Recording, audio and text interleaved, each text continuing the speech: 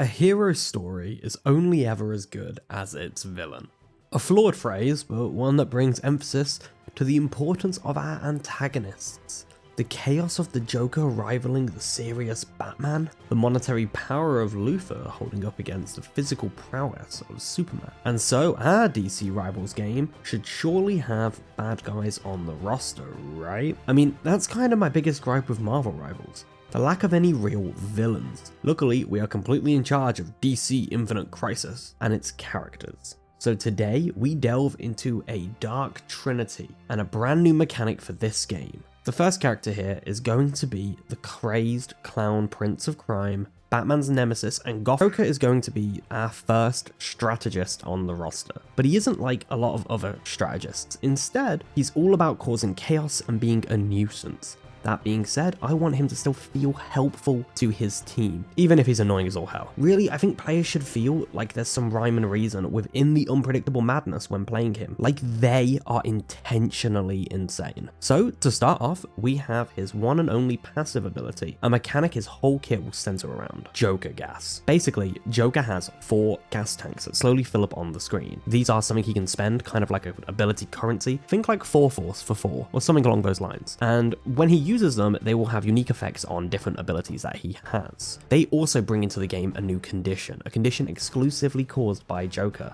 called hysterical. Basically, when someone is affected by Joker gas, if they're not your ally, they get this condition, and then while they have this condition, they will randomly start laughing occasionally, which will reveal their outline to all of your allies. It's something that it's not to be relied on, but it's a fun little feature, but there is a secondary clause to this. Whenever someone with hysterical is KO'd, Joker immediately refills one of his Joker gas tanks. Now the gas tanks will slowly fill over time, but this is the quickest way to fill an entire gas tank. The secondary feature about Joker gas is that when allies step into it, they do get healed, which can be really useful. Pretty much his only way of healing people, but a lot of his abilities cause Joker gas to go off, so that gas can then help people get heals and whatnot. But supports need a way to defend themselves, and with Joker, it comes in the form of his iconic prop gun. But this prop gun fires real bullets, that's right. It's a basic gun, it's just a normal ranged attack. However, there's no reload function. He cannot reload this manually. Instead, he has to use a separate ability called Bang. When, as a player, you activate Bang, Joker fires a fake bullet, making a little flag pop out the end of his gun that reads Bang. Now, normally this is just how he reloads. It's a little animation, basically it's a slow reload animation, but you can double tap this ability to spend an entire gas tank and cause the end of your gun to explode. This would have kind of like shotgun radius explosion. On doing so, it immediately releases Joker gas directly in front of you. So if you're within shotgun range of an ally, you instantly start healing them, and any enemies that walk within that gas in the hysterical condition. Now, when it comes to how long this gas lasts, as I've said in previous videos, we don't talk about numbers and stats here, but I can imagine it being a lingering gas for a little bit. The healing isn't strong, but it lasts. What this means is that enemies can walk in afterwards and still get that hysterical condition. Of course, if it ends up not being good enough and too weak, what you do is you boost up the healing output and you make the gas last for a shorter period of time, so that he gives out a lot more healing quicker, but it's harder to land hysterical.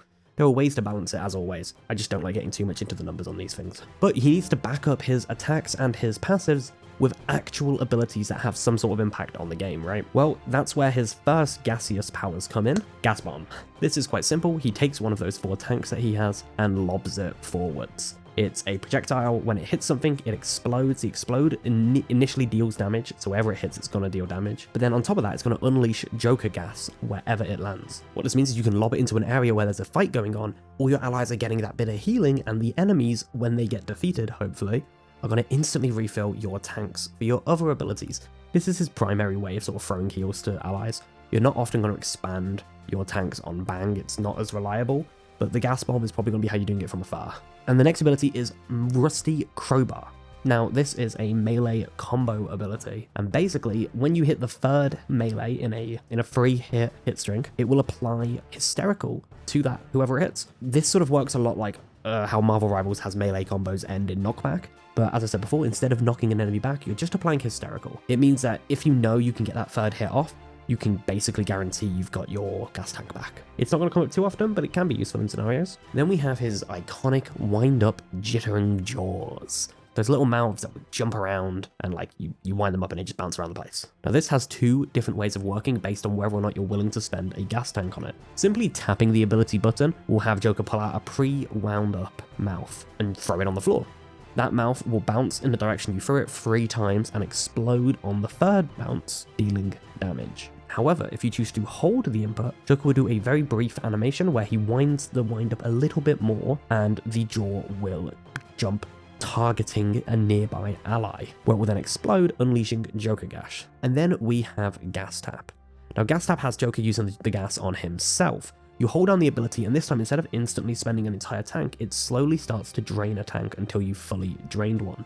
While draining this, you start to gain bonuses. You gain a temporary damage and speed boost. Now the more gas you consume, up to 1 full tank, the longer these bonuses last. You cannot drain more than 1 whole tank at a given time from this bonus, and if you're currently benefiting from the bonus and then you were to somehow reset your cooldowns and do it again, you wouldn't gain any additional length to your bonuses by draining a 2nd tank. But if you choose to drain only 10% of a tank, you're going to have your bonuses for a short period of time than if you do drain a full tank. This basically means that after he's thrown some stuff in, he can quickly tap the gas himself, take his rusty crowbar and run headfirst in and start dealing some real damage. The general idea here with the Joker is I wanted to create a strategist who relies on an asset that they can expend to upgrade their attacks and abilities. They're still useful on their own, they're nothing special really, but when they have that currency, that Joker gas, they actually become an interesting threat on the battlefield, being able to do extra things and really act as that annoying menace. Now, of course, if you do continue your chaotic antics on the battlefield, you will build meter,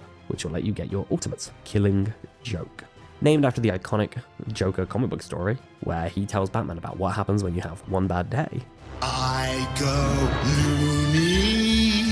Killing Joke lets Joker dash forwards with his crowbar raised high. Kind of think like Blight in Dead by Daylight. The second he hits an enemy, he will slam his crowbar down and pin that enemy to the ground for a period of time. Immediately after that, he gets around a second or so to re-pivot and look in a new direction before he will dash again off. He does this 3 times. After the 3rd one, he stops. The secondary feature of this is whenever he slams an opponent down and pins them, it explodes with Joker gas in all directions, meaning that all allies around where you slam that enemy down get healed, and that enemy, along with all enemies within that area, get the hysterical condition. It's also good for covering distance in a fight, because he dashes 3 times. Now, if you don't hit someone or you hit a wall during any of these dashes, Joker still gets, it still counts as using up one of them, so if he has 3 and the first one goes into a wall, he still only has 2 more from that position, but he doesn't pin anyone, obviously, and he does not unleash the Joker gas. The final thing that this does, that I didn't mention in the description, unfortunately, is it also refills all 4 of his gas tanks. So realistically, what you want to do is use up all 4 of your gas tanks right before you ult, to then refill immediately. It's an ult that resets his main currency and ability to do things,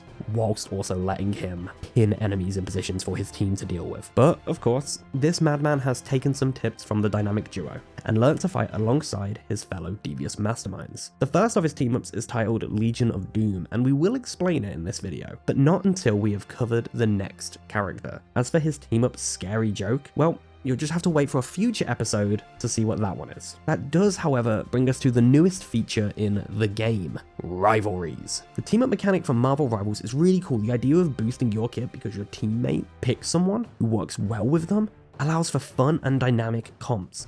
But what if we stole from the game's title and had kits affected by your opponents, turning counter picks into boosts and poor matchmaking into unsuspecting threats? The idea is both characters are benefited from the rivalry in a way that will negatively affect their counterpart. So as an example, we'll take a look at the Joker and Batman's rivalry, Deadly Duo.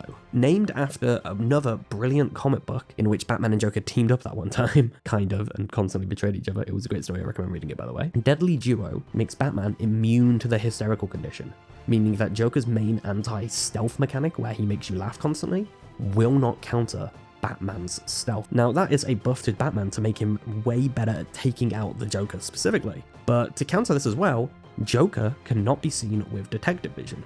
What this means is that when Batman throws down a smoke pellet, he loses track of Joker because Joker's obscured by the smoke. It also means that Joker can more easily do some counterplays behind wall text and stuff, like trying to hide and figure out which direction he's going, because Batman's going to struggle to follow him. Definitely in this scenario, Batman gets the better buff, I think, and maybe some people come up with some way cooler ones for Joker, but I think this was just really fun. The idea of Joker is now unable to counter Batman's stealth, but Joker is able to stealth away from Batman. I think those two are really fun and a way to sort of have them play with each other. As for Death in the Family, just like Scary Joke, you'll have to wait for us to reveal which character plays with Joker on that one. The next icon we are delving into will be one of the greatest minds in the DC universe, a monster among gods, the apex villain, Lex Luthor.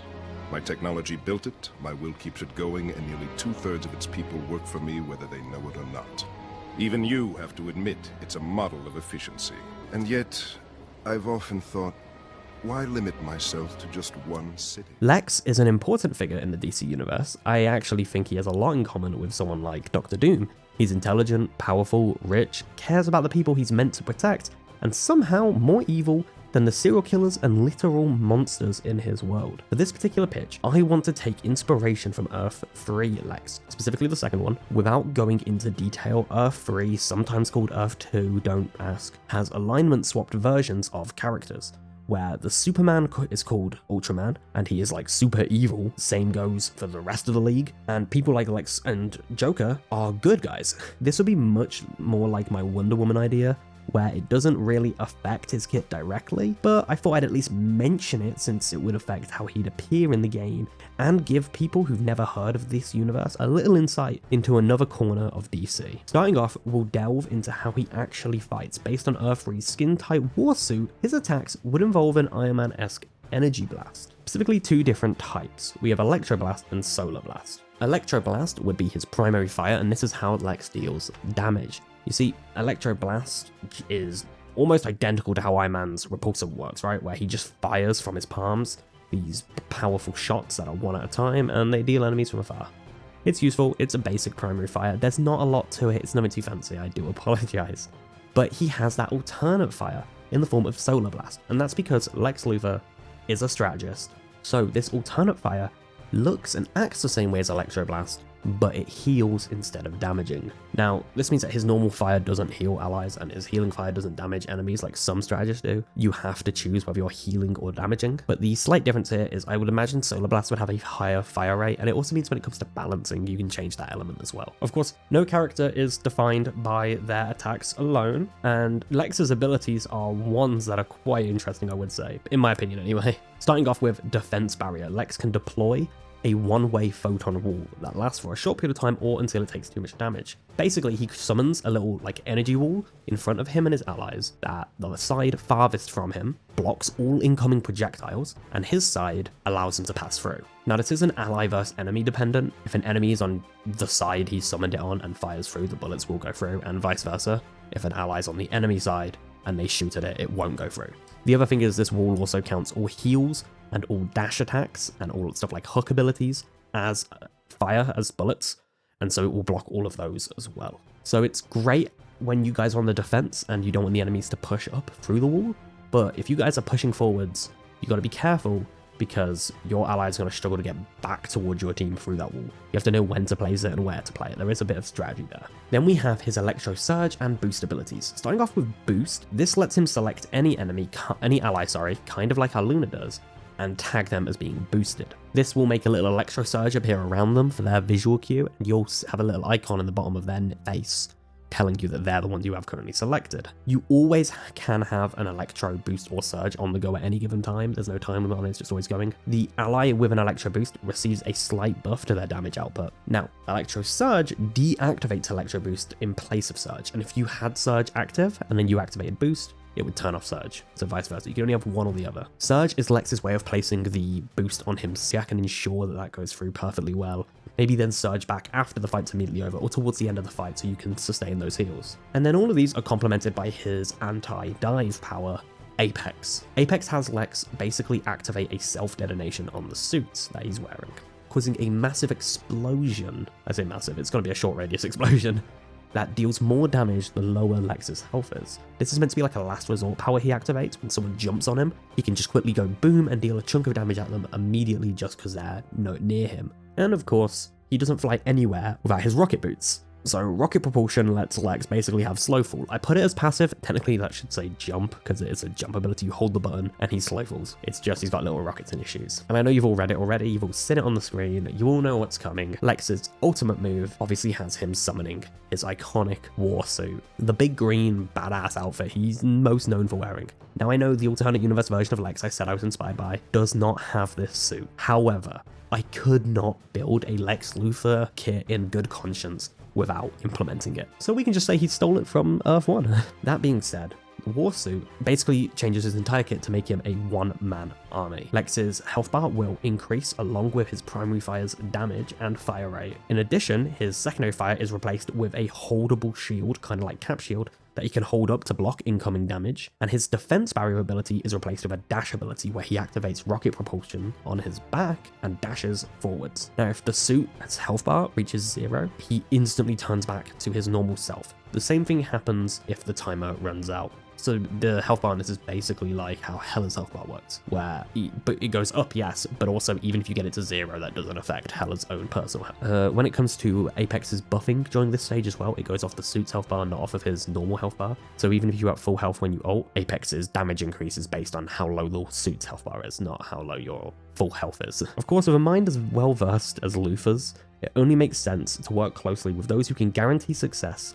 And so, Luthor has the team-up ability, Legion of Doom. This is the one that was on Joker's character sheet as well, and it's him and Joker. What this means is whenever Lex damages an enemy, that should say enemies damage, not allies, I do apologize. Whenever Lex damages an enemy with Apex, they become hysterical. So this basically means that if it's gonna kill them and Lex is gonna survive that dive, Joker's gonna refill a gas tank, why not?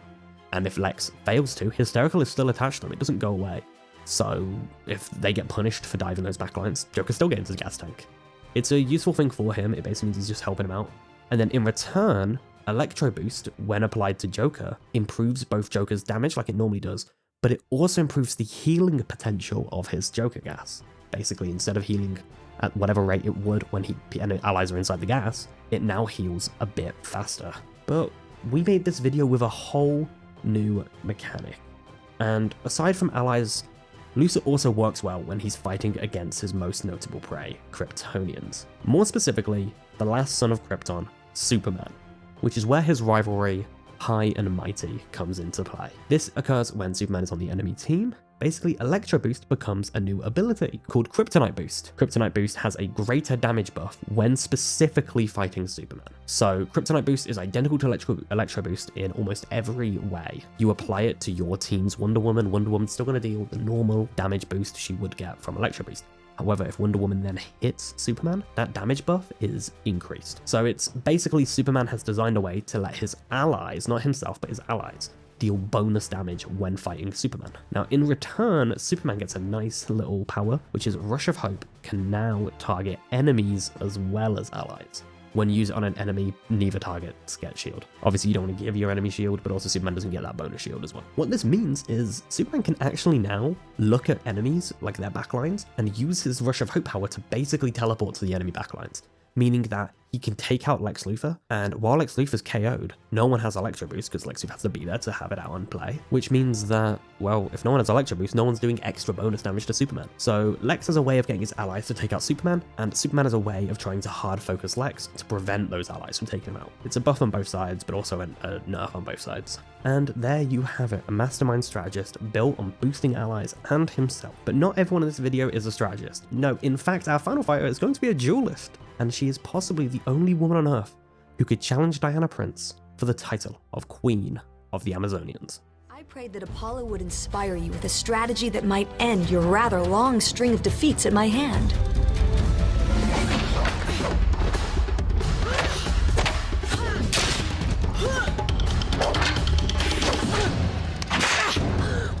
Praise Apollo. Now, Artemis isn't really a bad guy, or at least she definitely isn't anymore.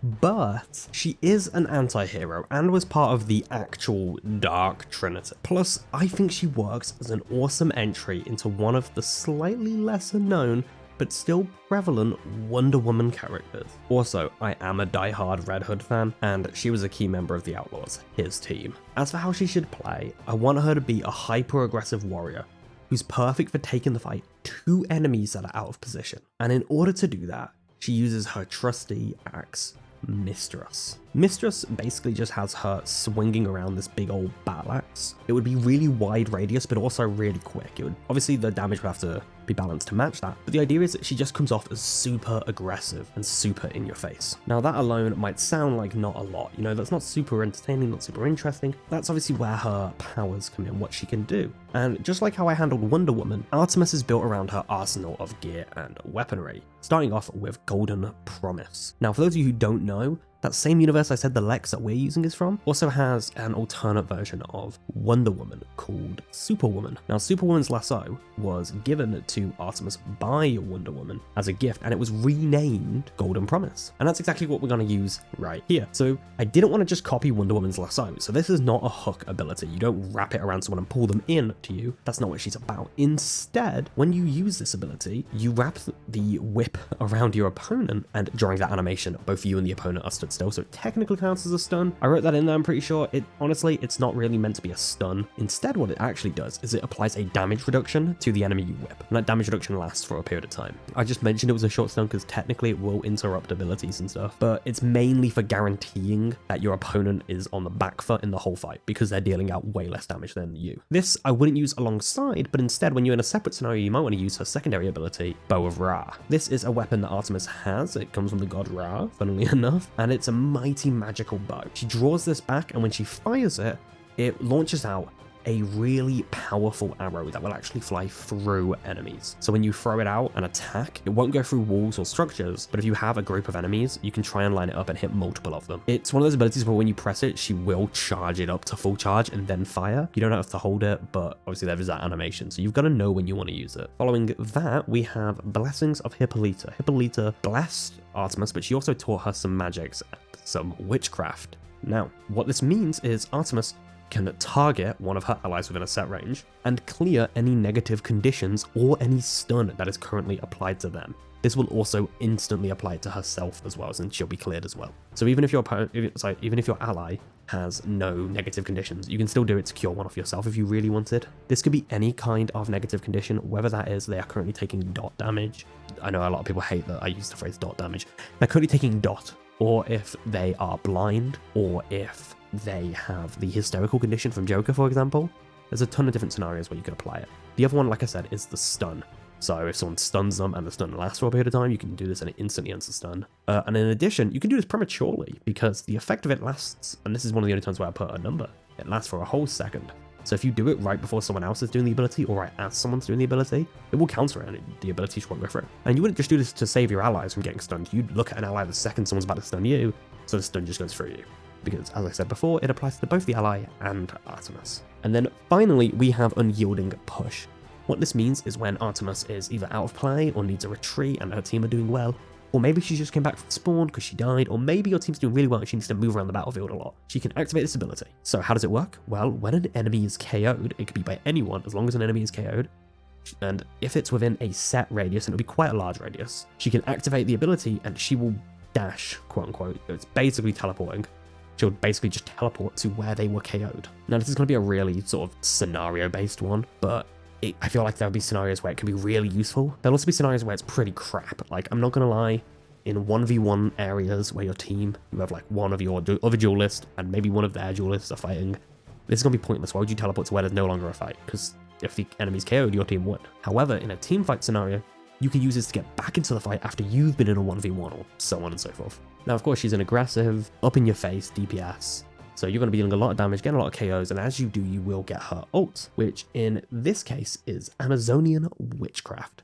Based on what Hippolyta taught her, she enchants her weapons and her gear and casts some powerful rituals. In doing so, she summons an even more powerful bow than usual, which has 3 arrows. She fires these arrows one at a time, and you get a little bit of time to aim in between the arrows, but she will fire them relatively quickly. The arrows are super powerful on impact and have an explosion radius, so even if you miss, they're still going to deal a decent bit of damage. And then, following the 3rd arrow shot, wherever that one lands, Artemis will teleport there immediately and swing Mistress for an increased damage attack. What this means is you can fire 2 exploding arrows into certain areas of the enemy team, deal a good chunk of damage, spot whoever was hurt the most from that, fire that 3rd arrow at them, and instantly get a KO with the swing of Mistress as you teleport, and then from that you are in the backlines of your enemy team, who are currently disrupted from the explosions and are all for the most part damaged.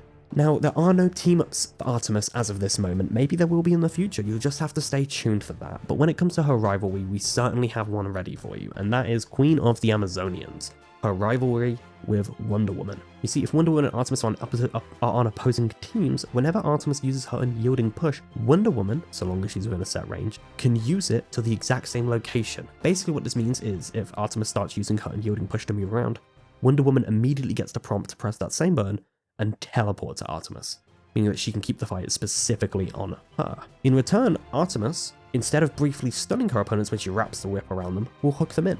Basically, they're both copying each other. Wonder Woman can now teleport to her allies, basically, that have died, that Artemis teleports to, and in return, Artemis copies Wonder Woman and can now grapple her enemies in. And that's our installment of DC Infinite Crisis.